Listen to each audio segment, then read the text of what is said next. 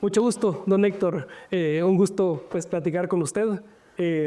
Primero que todo, a mí me llena mucho el corazón esas entrevistas porque es una oportunidad de poder poner una cara a una finca. Y yo quería empezar la entrevista porque me contaron que usted fue Boy Scout en algún momento de su vida. Bueno, por ser scout, conocí Escocia. ¿En serio? Fui a una conferencia scout mundial no era Londres, era Coventry. Ok, sí. A Coventry. Y de ahí fuimos a pasear y conocí Escocia, pero no me recuerdo mucho de eso. Eso hace no sé cuántos años. Y como scout, pues llegué a formar parte del comité que gobierna todos los scouts de América. Ok. Era de ser dirigente en Guatemala, pasé a ser dirigente internacional. ¿Y cuántos años lo hizo, lo de Scout?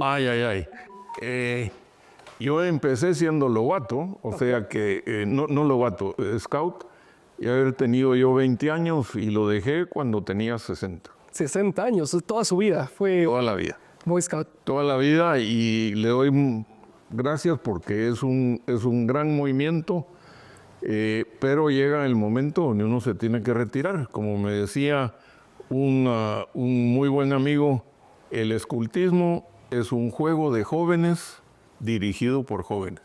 Ok, qué bonito. Ya, cuando uno ya tiene 60 años, ya no puede subir el volcán. Entonces, es momento de dejarlo. Qué interesante. 60 años, y yo creo que ahí entra mi próxima pregunta.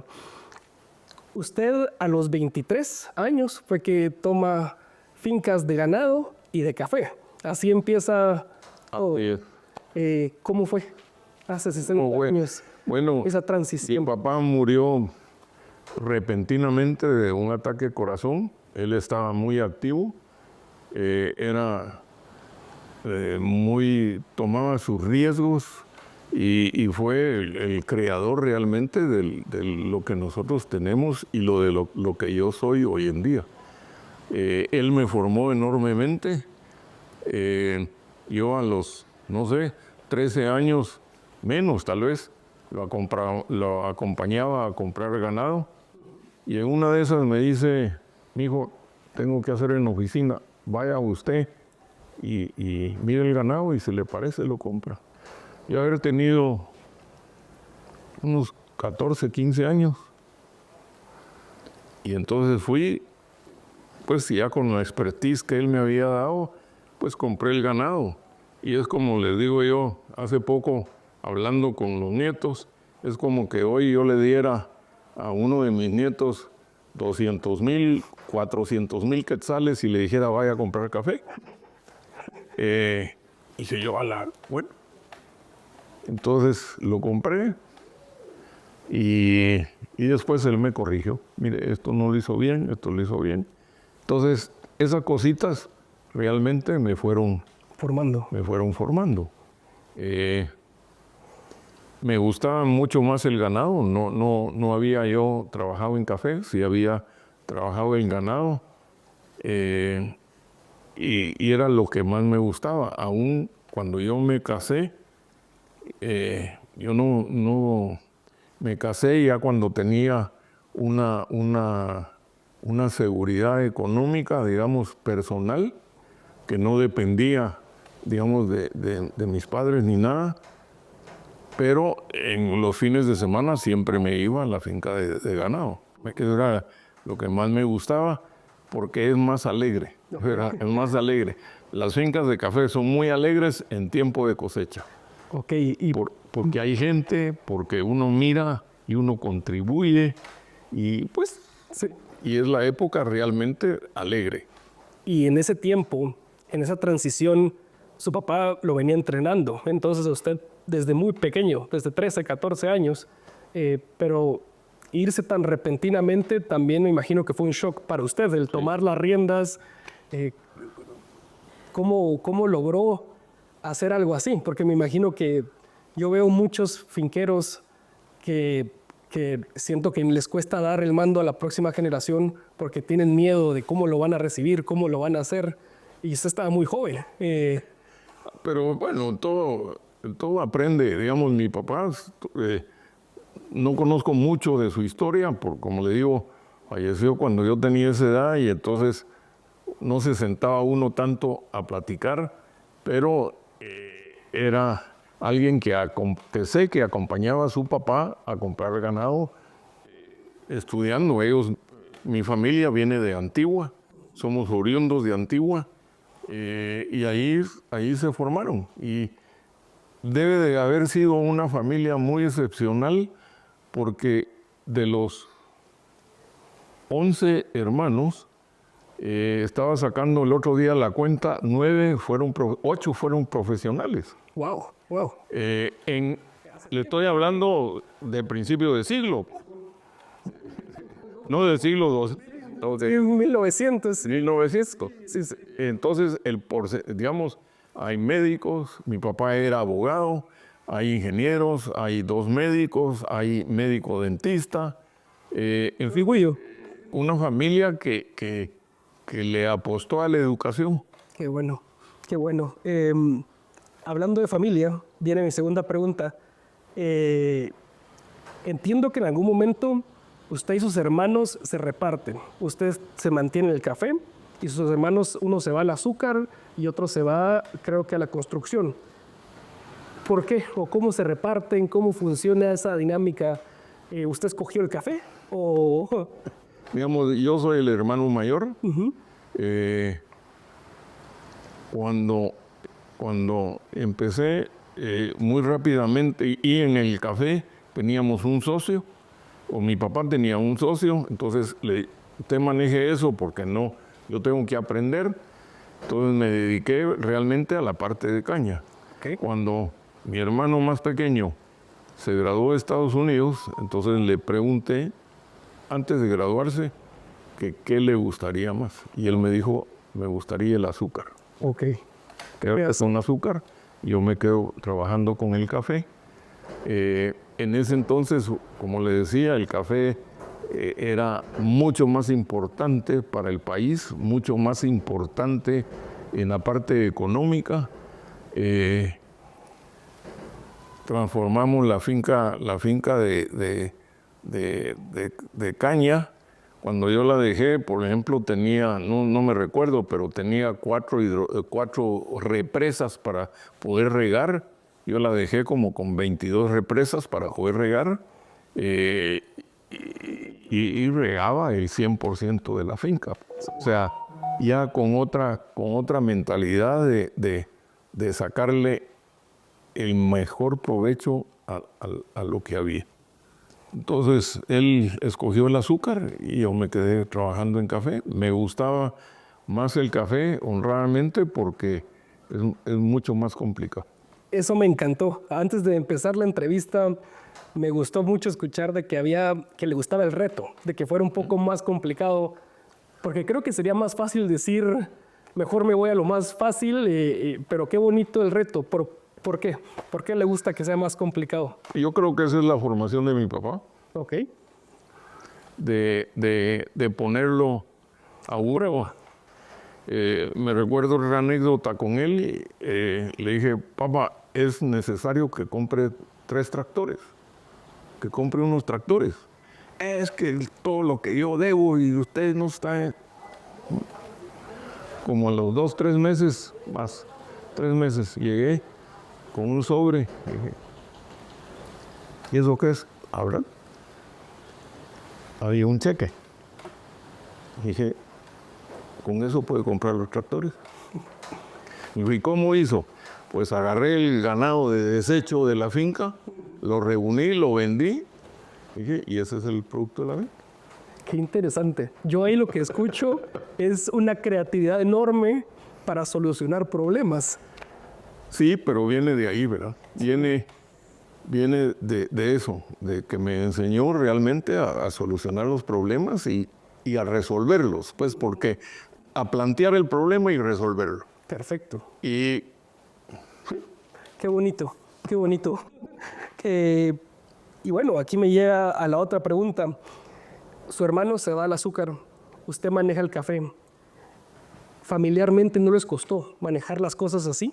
¿Se estaban cruzando? ¿Cada quien estaba en su rumbo? ¿O No, pero sí fue una decisión un poco familiar. Vos manejas el azúcar, no te metes. Yo manejo el café, no te metes. El café en ese entonces, como le decía, financieramente era el que apoyaba a todo eso. Y pues de esa forma nos manejamos. El otro hermano es abogado y él miraba la parte, digamos, legal, las estructuras de todo legal, la parte legal. Y nosotros nos dedicábamos a eso. Lo mismo en el desarrollo urbano que tenemos, que hoy en día me atrevería a decir que es el mejor desarrollo urbano de América. Casi, casi. ahorita voy a entrar a Cayalá se llama. Cayala? Ese, lo mismo, lo financió el café en su inicio y de ahí se fue. Antes de entrar ahí, que quisiera preguntar más de eso, entonces usted manejaba el café, que era lo más importante financieramente en ese momento. ¿Fue hace cuánto tiempo esto? ¿Hace 40 años, 30 años, 20 años? Hace 50, 60 años. 50, 60 años. Hasta hace, digamos, hasta que tal vez unos 40, 35 años que ya los otros cultivos empezaron a ser muy importantes. Y usted, usted tenía una posición privilegiada porque ha visto el café en Guatemala por 60 años. Y habla mucho de que antes era muy importante. ¿Qué ha pasado? ¿Usted cree que ha bajado la importancia del café en Guatemala o otros cultivos han agarrado más fuerza? ¿O cómo lo ven? Yo creo que el café ha bajado en importancia. Muchas de las fincas importantes, grandes, las parcelaron. Digamos, un fenómeno que estamos viendo es que el valor de la tierra se nos fue a unos niveles impresionantemente altos. ¿Por qué? Porque hoy en día pues está la parte de las remesas que vienen de Estados Unidos particularmente, que son yo creo que, no tengo la cifra, pero le diría que es el mayor ingreso de divisas para el país, antes que cualquier producto de exportación. Y eso, en la parte, digamos, del desarrollo de la gente, ha sido bien importante. Ya todo el mundo tiene su casa. Feo, a veces feo, pero tiene su casa, que es muy importante. Y eso fue en detrimento de la tierra agrícola.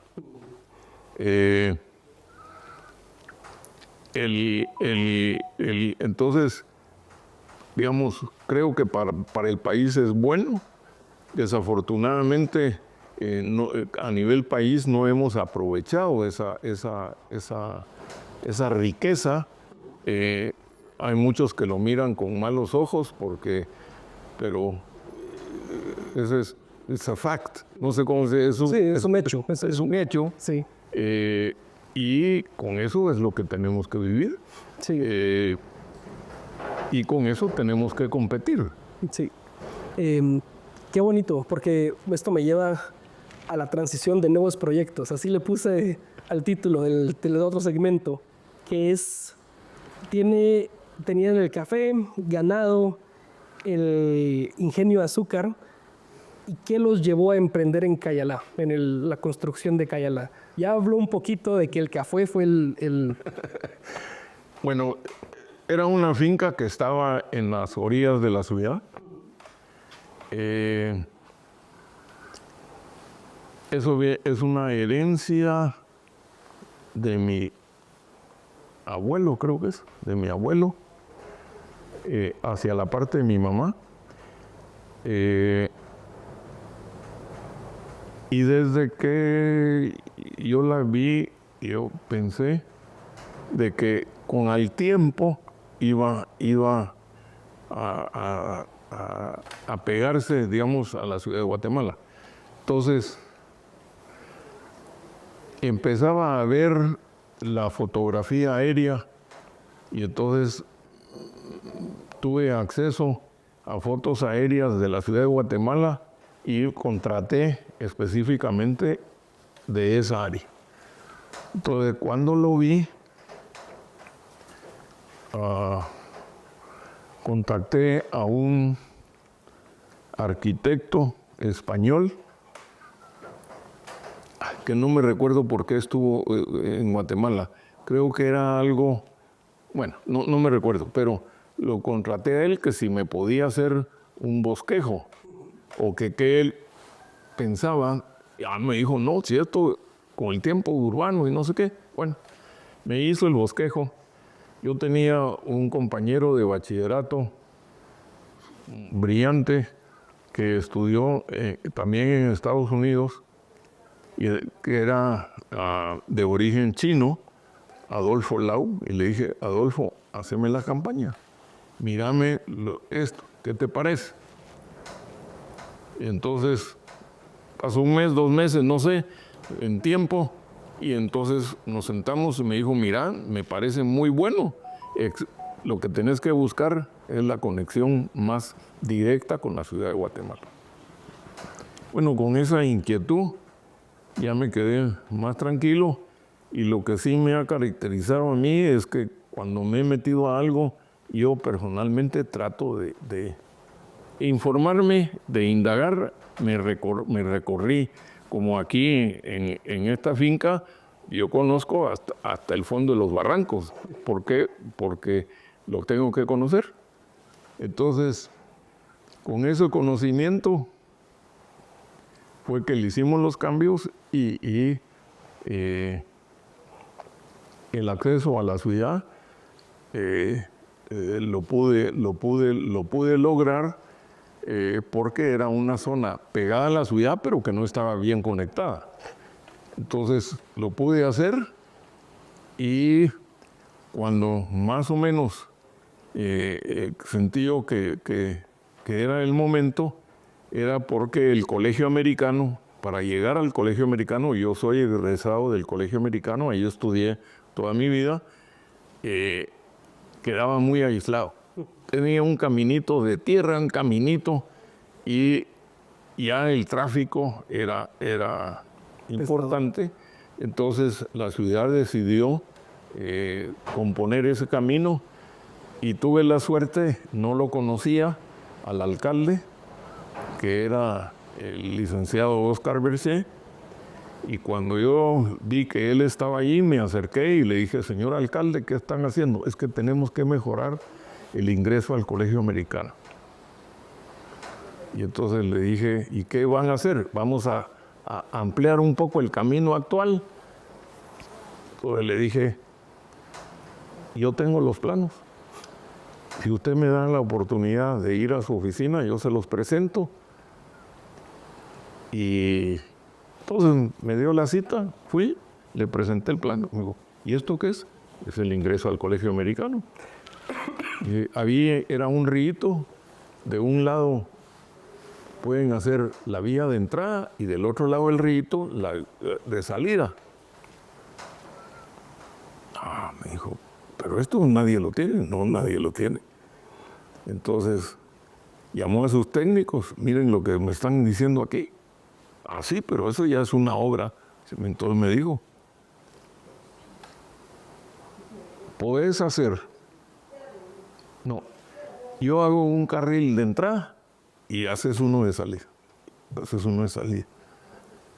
Y entonces le dije que estaba bueno, y ahí está. Pero, o sea, a ver, solo yo creo, ordenando un poquito, ya tenían el café, tenían el azúcar, tenían el ganado, y aún así meterse a más, ¿eso sale de usted? Porque era un proyecto grande, o sea, ¿usted lo visualizaba así de grande? ¿O al principio pensaba que iba a ser un pequeñito? Nunca lo pensé que iba a ser así, y tampoco pensé que iba a ser tan importante. Ajá. Pero hay cosas que se me presentaron en la vida. Conmigo trabajaba José Antonio Muchuch Velázquez, oriundo de Tecpan, que trabajó con mi papá y limpiando la oficina. Uh-huh. Y él con su esfuerzo estudió y salió de perito contador. Ya cuando salió de perito contador ya trabajaba en la contabilidad. Y cuando me quedé solo, un año, 2 años, no sé, lo subí a contadora nuestro. Y estando hablando con él, le dije, mira, José Antonio, voy a pensando a futuro lo que es lo de Batres, se llamaba la finca Lo de Batres. Entonces quisiera ponerle un nombre indígena. Pensame, cuando lo tengas listo, nos sentamos. Como a un par de meses, porque sí se tardó, no sé por qué. Digo, José Antonio, no me presentás los nombres. ¿Cómo no? Ahí los tengo. Y trajo un papelito. Cuando yo lo vi, me llamó enormemente la atención uno de ellos. Digo, ahora explícame qué quiere decir cada uno. Y este quiere decir no sé qué, y este quiere decir no sé qué, y este, muy bien, y ese quiere decir paraíso. Lo dije yo, paraíso. Ese es el nombre, Cayalá. Qué bonito, qué interesante, no sabía. Paraíso. Paraíso. En lengua cachiquel. Ok, no, qué imponente, qué importante. Y yo creo que, regresando un poco al café, qué importante este producto, porque de aquí salen muchas bases para lograr hacer cosas impresionantes como pues lo fue Cayalá. Voy a seguir con las preguntas que tengo. Manejar tantas empresas tan diversas no fue fácil, me imagino, para usted. Me imagino que cuando veía lo del Cayalá, era ponerse el sombrero de Cayalá, después veía lo del café, era poner el sombrero del café. ¿Cómo maneja tantas cosas tan diversas? A mí me pasa, yo me ofusco, y eso que estoy viendo cositas. Y ¿cómo maneja cosas tan diferentes? También he tenido la gran suerte, no sé, y eso sí es suerte o habilidad, no sé, de contratar a la gente adecuada. Ok. Mi secretaria personal, mañana o pasado mañana, cumple 48 años de trabajar conmigo. Llegó de 17 años. Llegó como telefonista, la subí a mi secretaria. Y sí le dije, mire, la van a criticar, no la van a querer, la van a odiar, todo. Y entonces me dijo, sí, está bueno. Tiene 48 años de trabajar conmigo. Igual Denis, por ejemplo. Sí.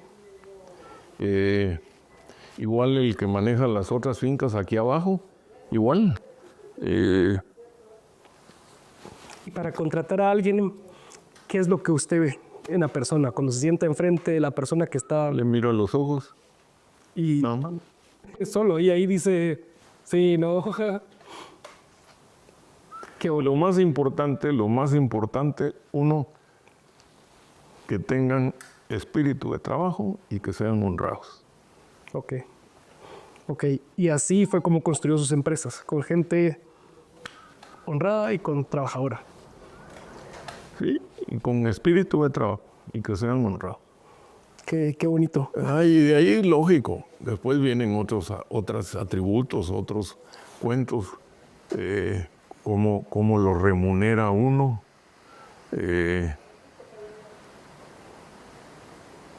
Yo creo que le mencioné la Biblia, lo que aprendí, ¿no? No, te lo dije, bueno, la Biblia sí dice que yo desafortunadamente la leí ahora de viejo. Es un libro tan rico en las fases de la vida que lo deberían de ser más, que uno lo debería de leer más joven. Pero hay dos cosas que enormemente me llamaron la atención. Uno, en uno de los sermones de Jesús dice, el que no trabaje, que no coma.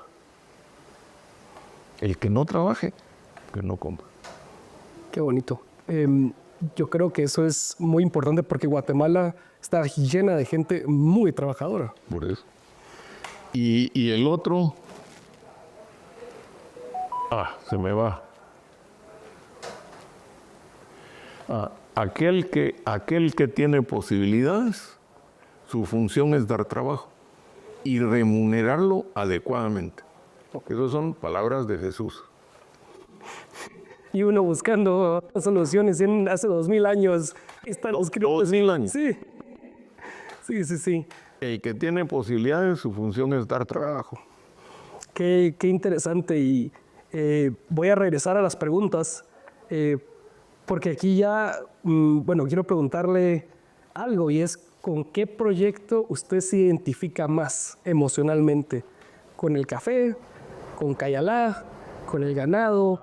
¿Con el azúcar? ¿Con cuál se siente como más conectado? Tal vez le tengo más cariño al café. Al café. Que fue la base de nuestro desarrollo. Y como le decía, no es un cultivo fácil. Pues a base de la experiencia y eso, digamos, este año creo que tenemos cosechas récord, tanto aquí en el Carmen como en las otras fincas. Y yo tengo con mis administradores 2 reuniones al año.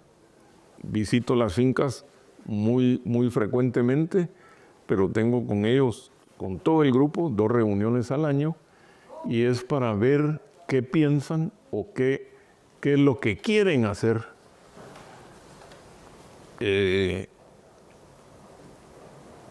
Y eso creo que ha sido positivo y ha sido bueno, porque nos da la oportunidad de intercambiar, digamos, experiencias, intercambiar opiniones y todo. No, así como le conté del ganado, que fue puro leer, igual la parte de café es pura indagar uno.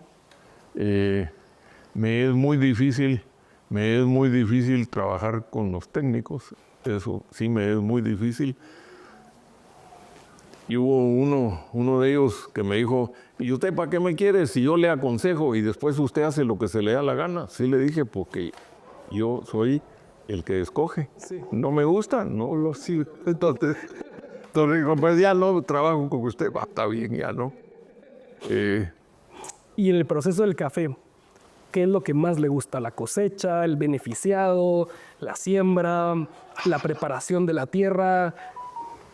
¿Y qué es lo que no le gusta del café? No sabría decirle. Cada fase tiene su encanto. Por supuesto, si uno no siembra bien, no va a cosechar bien. Sí. Diría que hay muy pocos que saben tanto de variedades, y afortunadamente pues ahora trabajan Daniel y trabaja la nieta dentro de la parte, digamos, de calidad y eso de café, y a don Daniel que le gustó la parte agrícola, porque sí creo que es un conjunto, o sea, no lo puede uno separar tan fácilmente. Si no tiene un buen beneficiado, no tiene un end product, no tiene un producto final de calidad. Si no tiene la plantación, digamos, la plantación puede ser mala, pero la calidad de café se lo da esencialmente el clima y la tierra. Okay. Entonces son factores que son de origen natural. Puede usted tener una plantación muy mala, pero tiene la calidad. Okay. Y para mí el juego de la plantación está en mantener la calidad, que es muy importante, pero la cantidad es más importante. Entonces, ¿por qué? Porque en general el mercado de café no está dispuesto a pagar la calidad, sí está dispuesto a pagar la cantidad. Sí. Por supuesto, hay que buscar ese balance y eso nos ha llevado a probar, no me recuerdo cuánto, pero le diría que aquí, en esta finca, probamos 37 variedades de café. Wow. Y de esas 37 nos quedamos con 5 y de esas 5 nos quedamos con 3. Ok. ¿Y cuáles son las que tienen aquí? Digamos, el H1, que nos ha funcionado muy bien aquí y en las otras fincas, está Mariana y el otro, se me va el nombre. Sí, Casiopea, ¿no? Es el que tiene. El Casiopea es el que da mejor calidad de café, pero no da cantidad. Sí. Entonces, lo tengo porque viene un comprador y tiene Casiopea. Sí, y ahí, tengo Casiopea. sí, ahí, y para allá está bueno, pues. Pero no da muy poquito. Yo se los puedo enseñar y además la planta es fea. Pero las otras variedades, fantásticas. Que- Nos ha llevado, no sé, ya llevamos en esta nueva etapa de variedades unos 10, 12 años tal vez. Cuando yo empecé en café, tuve la suerte de contratar a un nicaragüense que se vino a Guatemala y él me metió en el rollo de las variedades. Yo llegué a tener en la finca de Coatepeque 200 variedades de café. 200. Entre aquí, entre allá, entre esto y el otro.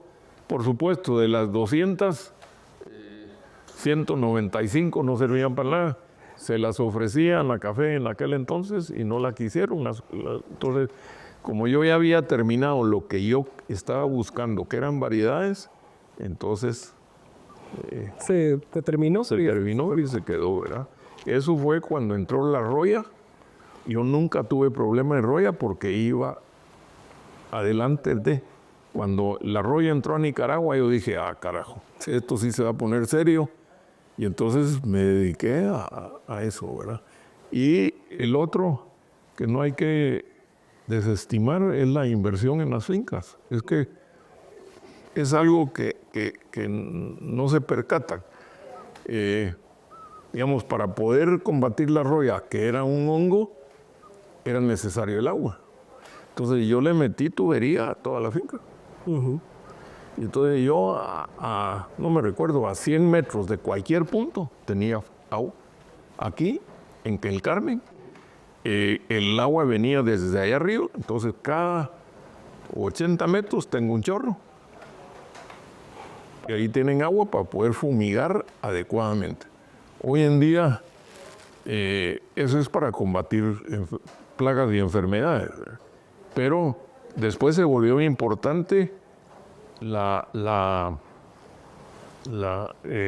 darle a la planta, digamos, elementos menores que son más eficientes vía foliar. Entonces se volvió importantísimo de darle de comer a la planta vía foliar. Y de esa cuenta nosotros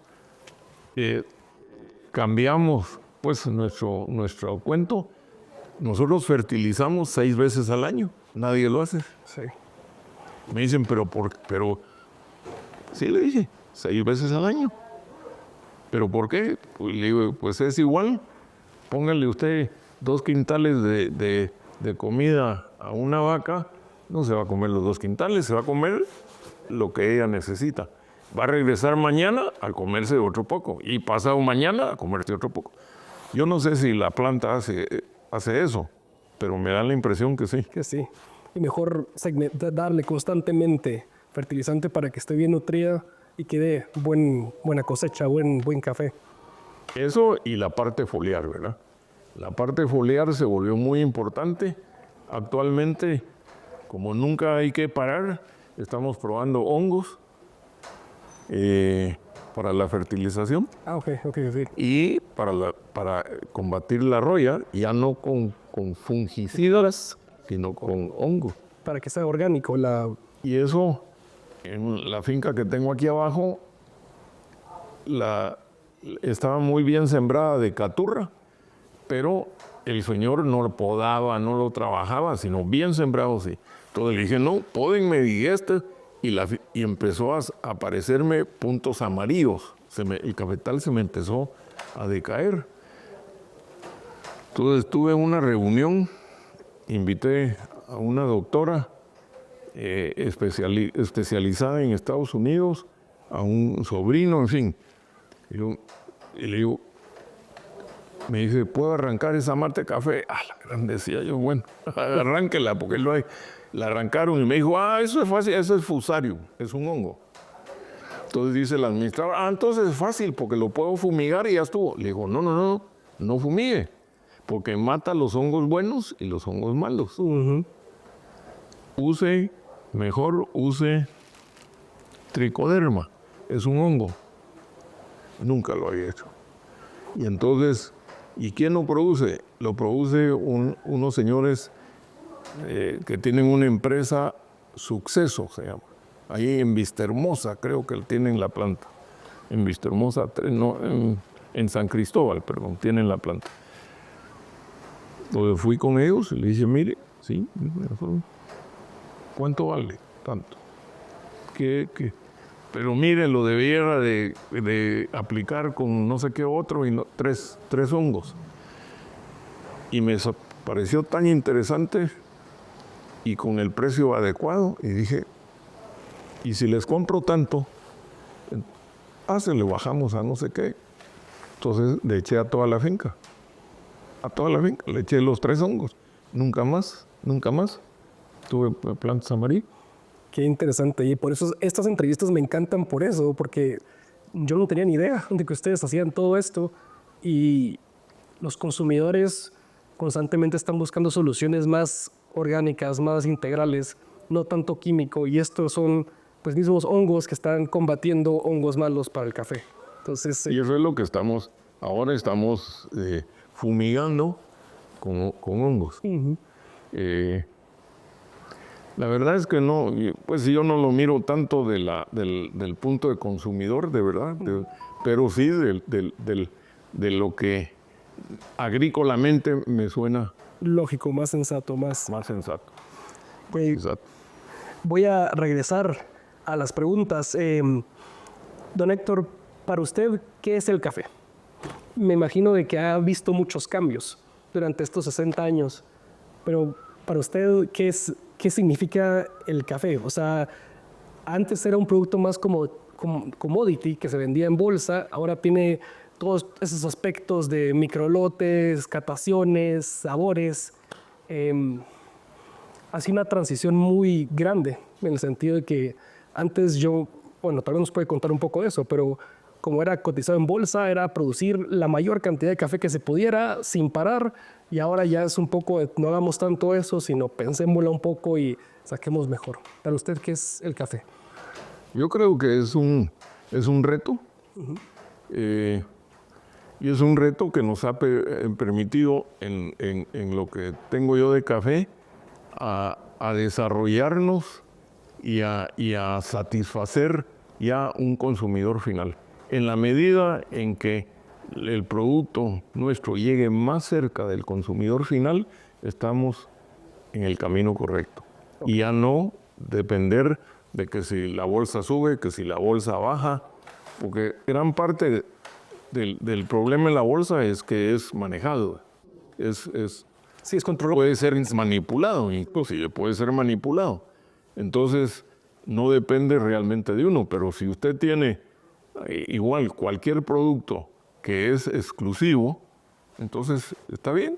Sí. Satisface el mercado con un producto exclusivo. Y ese creo que es el camino correcto.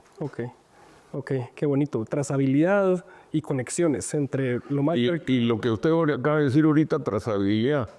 Usted mira las bodegas nuestras muy ordenadas, y si usted le pregunta al administrador, él sabe de dónde salió, cuánto cortamos, de qué el pante salió, de qué variedad es, porque si nos piden, voy a decir Casiopea, yo quiero estar seguro que le entregamos Casiopea. Sí, eso es muy importante, porque esa yo creo que es la diferenciación entre un commodity y café de especialidad.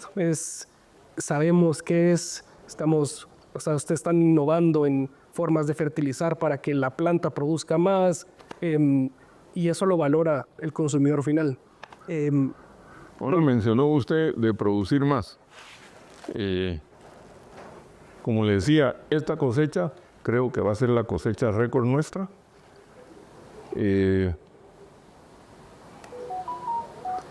En la reunión de hace un año con los administradores, les expliqué la importancia de terminar los trabajos en su debido tiempo. Creo que medio se reían porque yo le decía que eso tiene que ver con las fases de la luna. Y creo que estoy en lo correcto. El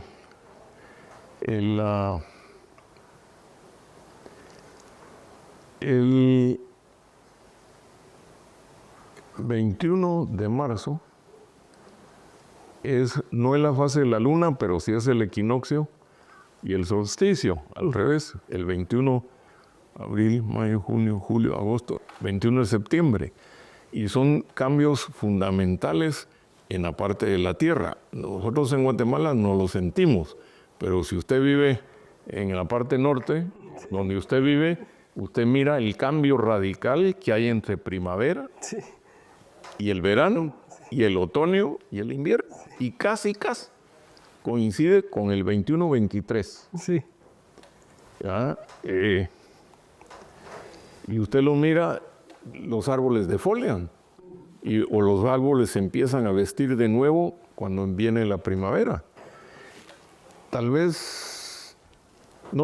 Nosotros humanos en Guatemala no lo sentimos. Hay que hace mucho frío, me pongo una chumpa y ya estuvo. Hay que hace mucho calor, me quito la chumpa, me pongo un t-shirt y ya estuvo.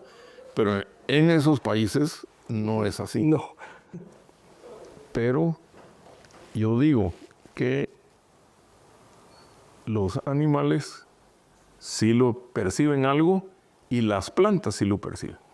Los animales, digamos, hoy ya no se mira porque lo hemos exterminado, los hormigueros o los zompopos. Cuando usted se crió, había zompopo de mayo. Sí. Hoy no hay. ¿Pero por qué zompopo de mayo? Porque obedece, cuando entraba la primavera, la hembra zompopo ponía sus huevos y reventaban en mayo. ¿No es casualidad? Es casualidad. Los hormigueros se activaban más cuando empezaba realmente la primavera.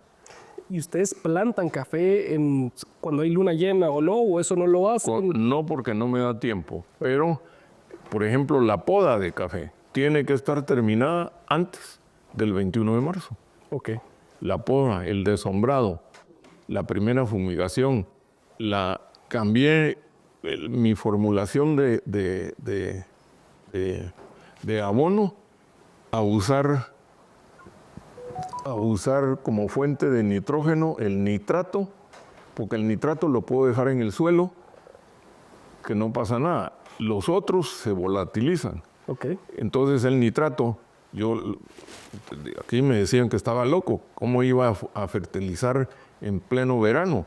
Y lo que yo buscaba era que tuviera el fertilizante para que cuando cayera la primera lluvia o hubiera humedad, entonces la planta empezaba a comer, cuando era más necesario porque venía de dar cosecha y de un estrés. Sí. Bueno, entonces fertilizo en verano con nitrato.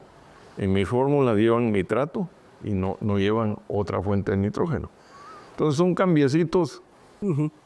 Y esos cambios, usted prueba y error, me imagino, o los ha visto en algún otro lugar y dice, lo va a adoptar. No los he visto en otro lugar, pero sí, una parte es prueba y error y el otro es indagarse. Sí, meterse a ver por qué funciona, cómo funciona. ¿Por qué funciona? ¿Por qué no? Es indagarse. Es que yo creo que lo veo muy, muy común, pero no muchas personas tienen ese espíritu de indagar, y creo que todo se alinea mucho a su historia de haber tomado algo tan joven, pues tuvo que meterse a indagar, no había alguien más que lo ayudara, entonces desde muy pequeño trae estos hábitos que lo han llevado a construir mucho. Voy a regresar a las preguntas.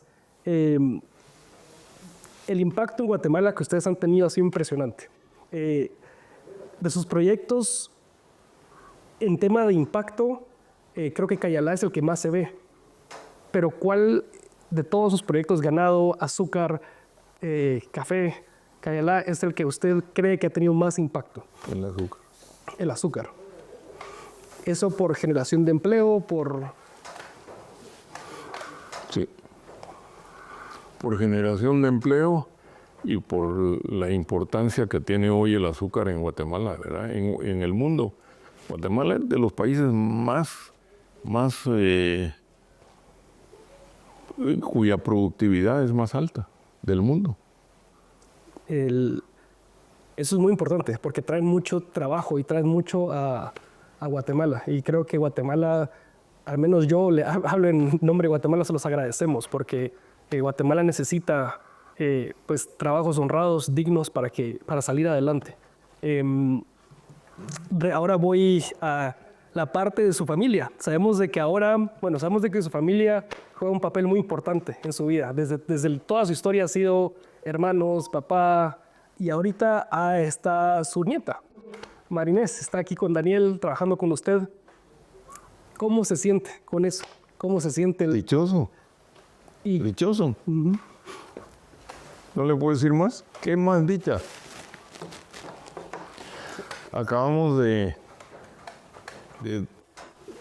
reunirnos en la casa ahora para Navidad. Está toda la familia. Todos. Qué bonito. Solo uno faltó, que trabaja en Europa. Uno trabaja en Inglaterra, allá vive y allá trabaja. El otro trabaja en Madrid, allá vive y allá trabaja. Y todavía tengo una nieta que está estudiando, que estudia en España. Y tengo la otra nieta que estudia en Nueva York. ¿Y cómo ha sido para usted esa transición de darle ahorita todas las riendas? Porque imagino que trae muchísimo conocimiento que ha tenido durante todo el tiempo, en los años. No les doy toda la rienda. De poquitos. Sí. Es una dicha. No le puedo decir nada más, es una dicha. Cada quien trae lo suyo. Uh-huh. Lo que hay que buscar es cómo se potencializa esa capacidad. Como le dije, yo no tengo paladar para el gusto. María Inés sí lo tiene, mejor que Daniel. Sí. Pero, ¿casualidad? Sí. ¿Casualidad? Y complemento también, qué bueno que... Por supuesto, que es un complemento, ¿verdad? Pero sí.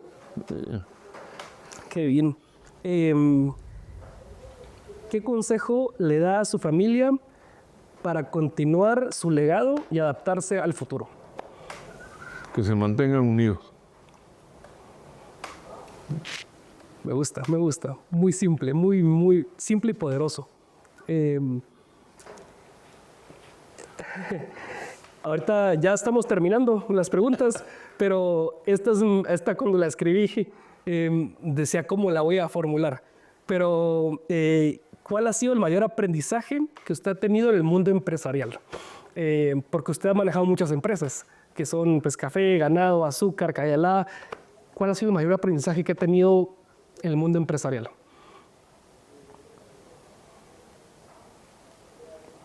Tener la suerte de contratar a la gente adecuada. Ok. No puede hacer uno todo. Ok. Y que hagan caso. Me parece. ¿Cómo ha manejado los desafíos, crisis, retos que trae la vida? Porque las trae. Hay que anticiparse a las épocas malas. Ya cuando está uno a la puerta de la época mala ya no da tiempo. Entonces hay que anticiparse.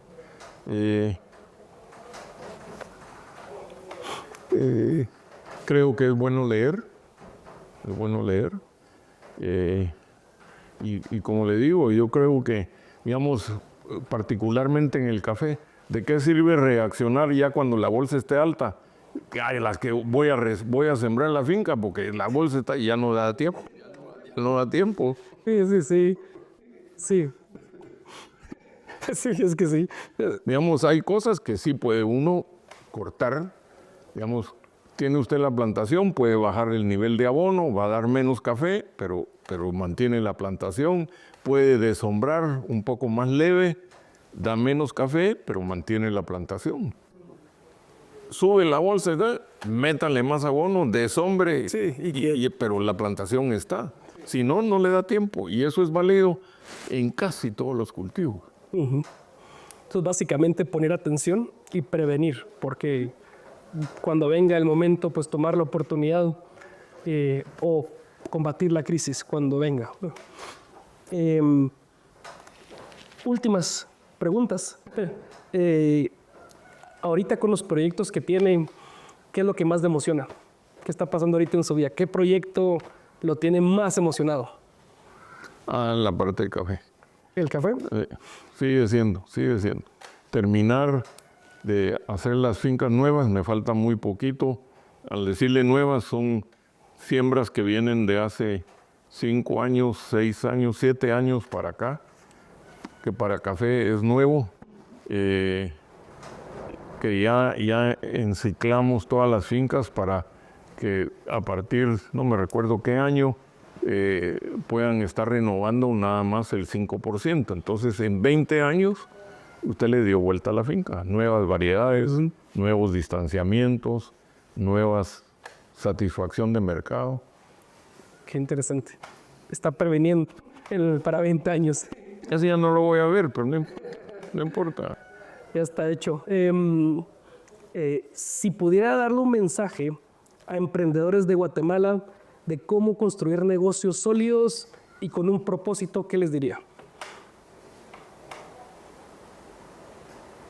Uno, lo principal es que le tiene que gustar a uno. Okay. Y el otro es indagarse bien de los negocios para hacerlo. Y tercero, tener el valor de hacerlo. Ok. Entonces, un propósito que le guste, trabajarlo y hacerlo. Muy bien. Ya, solo tengo 2 preguntas más. Don Héctor, con una vida tan rica y en experiencias y logros, ¿qué consejo le daría a las personas para llevar una vida plena profesionalmente, pero también personalmente, para que sea una vida integral? Escoger a la señora adecuada. Ella tiene que ser pilar fundamental, no solo para el trabajo, sino para mantener a la familia que debe de ser el pilar fundamental de nuestra sociedad. Perfecto. Y por último, el nombre del podcast es The Art of Specialty Commodities, el arte de los commodities de especialidad. Yo creo que la vida es como el arte, hay una parte teórica y una parte práctica. Un consejo teórico, que en los libros dice que es así, y algún consejo práctico, que aunque los libros no lo digan, así es que nos quiera compartir.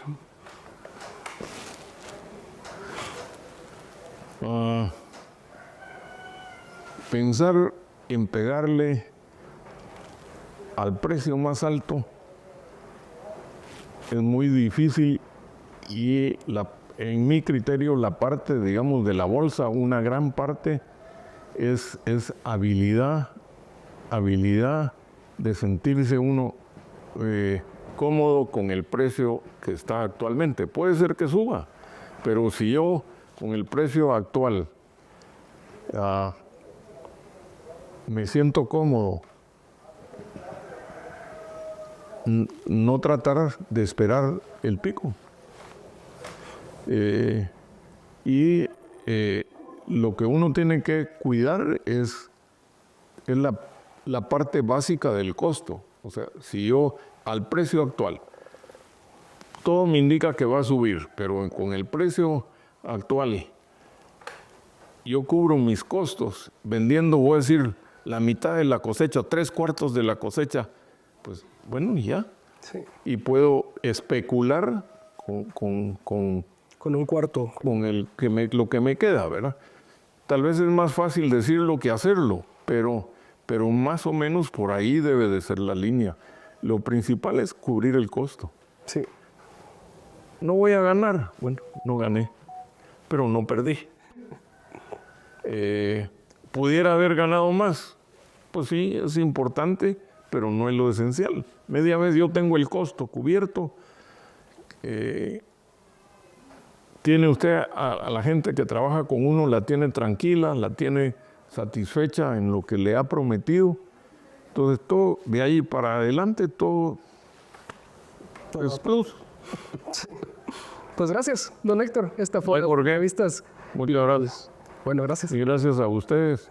Y sí, yo creo que es una oportunidad, pues con la gente que trajo de Escocia, es una oportunidad para que conozcan Sí. algo completamente diferente, ¿verdad? Y que vean. Y a mí no me cabe duda de que es un país bendito. Y yo me siento bendito de vivir en un país bendito. Qué bonito. Sí, qué bonito. Pues muchas gracias.